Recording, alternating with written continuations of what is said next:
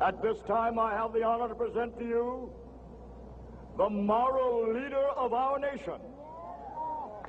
I have the pleasure to present to you Dr. Martin Luther King, Jr.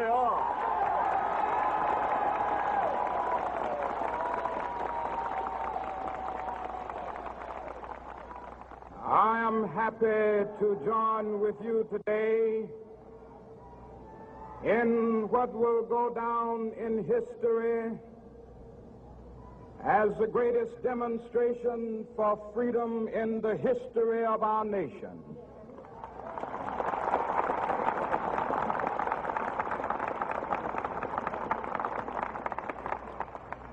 Five score years ago, a great American in whose symbolic shadow we stand today signed the Emancipation Proclamation. This momentous decree came as a great beacon light of hope to millions of Negro slaves who had been seared in the flames of withering injustice.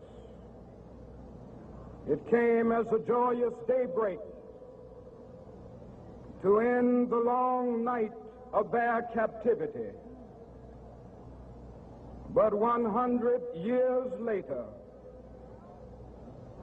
the Negro still is not free. 100 years later, the life of the Negro is still sadly crippled by the manacles of segregation and the chains of discrimination. 100 years later, the Negro lives on a lonely island of poverty in the midst of a vast ocean of material prosperity. 100 years later, the Negro is still languished in the corners of American society and finds himself in exile in his own land. And so we've come here today to dramatize a shameful condition. In a sense, we've come to our nation's capital to cash a check. When the architects of our republic wrote the magnificent words of the Constitution and the Declaration of Independence, they were signing a promissory note to which every American was to fall heir. This note was a promise that all men, yes, black men as well as white men, would be guaranteed the unalienable rights of life, liberty, and the pursuit of happiness. It is obvious today that America has defaulted on this promissory note insofar as her citizens of color are concerned. Instead of honoring this sacred obligation, America has given the Negro people a bad check, a check which has come back marked insufficient funds.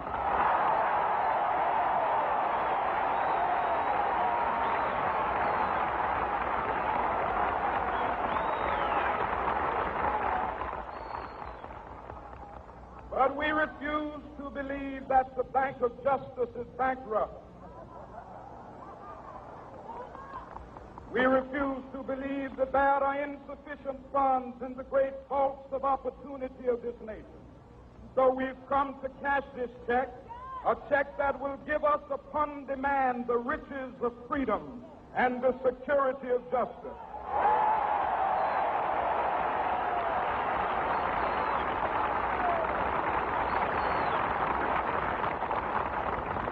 We have also come to this hallowed spot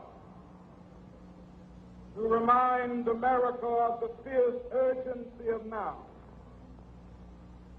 This is no time to engage in the luxury of cooling off or to take the tranquilizing drug of gradualism.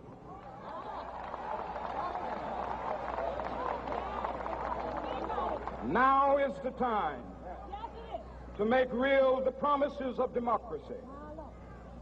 Now is the time to rise from the dark and desolate valley of segregation to the sunlit path of racial justice. Now is the time to lift our nation from the quicksands of racial injustice to the solid rock of brotherhood. Now is the time to make justice a reality for all of God's children. It would be fatal for the nation to overlook the urgency of the moment.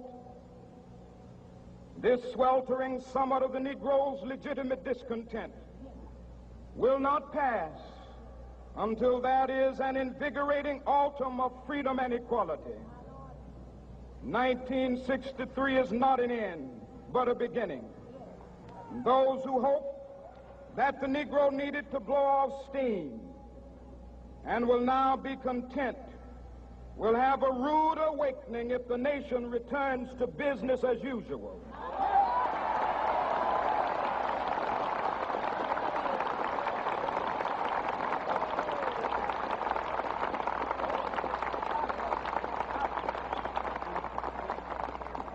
There will be neither rest nor tranquility in America until the Negro is granted his citizenship rights. The whirlwinds of revolt will continue to shake the foundations of our nation until the bright day of justice emerges.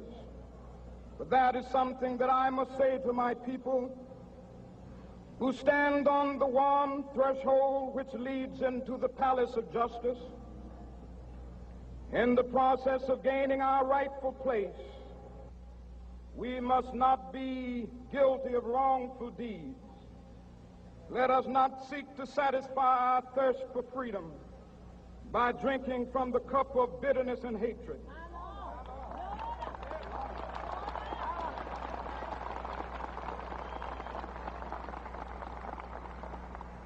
We must forever conduct our struggle on the high plane of dignity and discipline. We must not allow our creative protests to degenerate into physical violence. Again and again, we must rise to the majestic heights of meeting physical force with soul force. The marvelous new militancy which has engulfed the Negro community must not lead us to a distrust of all white people. For many of our white brothers, as evidenced by their presence here today, have come to realize that their destiny is tied up with our destiny.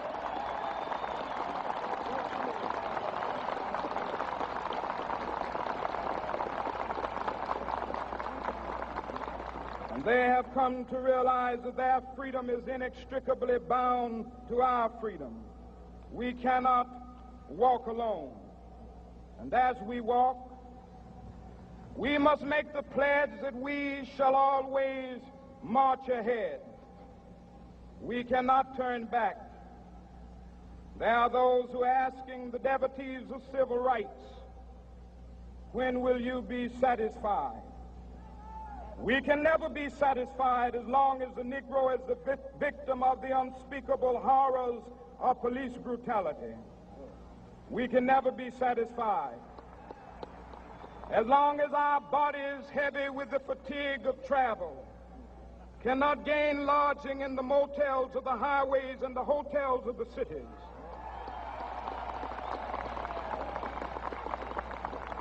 We cannot be satisfied as long as the Negro's basic mobility is from a smaller ghetto to a larger one.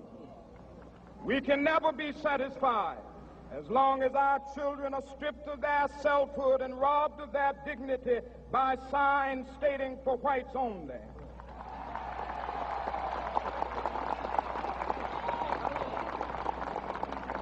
We cannot be satisfied as long as a Negro in Mississippi cannot vote and a Negro in New York believes he has nothing for which to vote.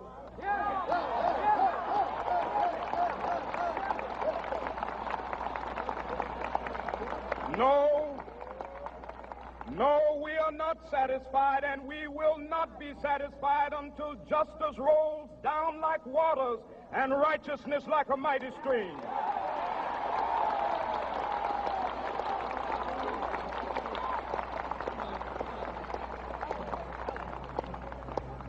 not unmindful that some of you have come here out of great trials and tribulations. Some of you have come fresh from narrow jail cells. Some of you have come from areas where your quest for freedom left you battered by the storms of persecution and staggered by the winds of police brutality. You have been the veterans of creative suffering. Continue to work with the faith that unearned suffering is redemptive. Go back to Mississippi. Go back to Alabama. Go back to South Carolina. Go back to Georgia. Go back to Louisiana. Go back to the slums and ghettos of our northern cities. Knowing that somehow this situation can and will be changed. Let us not wallow in the valley of despair. I say to you today, my friend,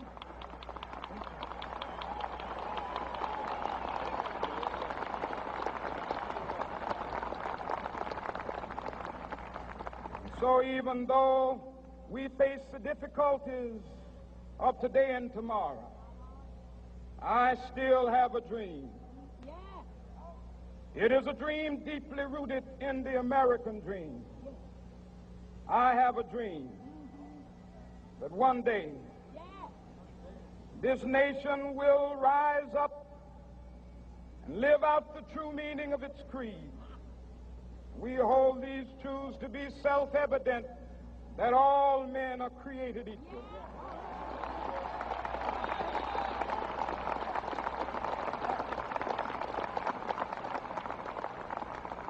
I have a dream that one day on the red hills of Georgia, the sons of former slaves and the sons of former slave owners will be able to sit down together at the table of brotherhood. I have a dream that one day, even the state of Mississippi, a state sweltering with the heat of injustice, sweltering with the heat of oppression, will be transformed into an oasis of freedom and justice. I have a dream that my 4 little children will one day live in a nation where they will not be judged by the color of their skin, but by the content of their character. I have a dream today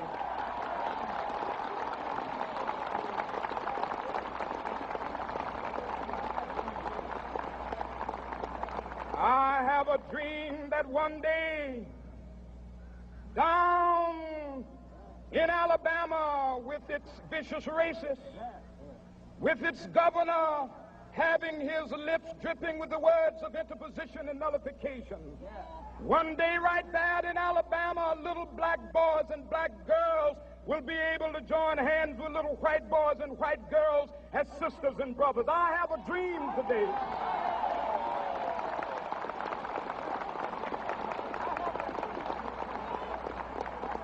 I have a dream that one day every valley shall be exalted, and every hill and mountain shall be made low. The rough places will be made plain, and the crooked places will be made straight, and the glory of the Lord shall be revealed, and all flesh shall see it together. This is our hope.